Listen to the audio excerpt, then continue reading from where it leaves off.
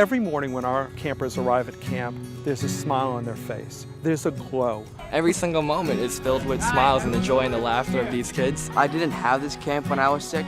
Every kid bonds together. Instead of talking about what happened at the hospital, it becomes about what they did here at Sunrise. When they come to Sunrise Day Camp, it's just about having fun and being a kid. The relationship that you get with these kids is something that you would never get anywhere else. This truly is a family.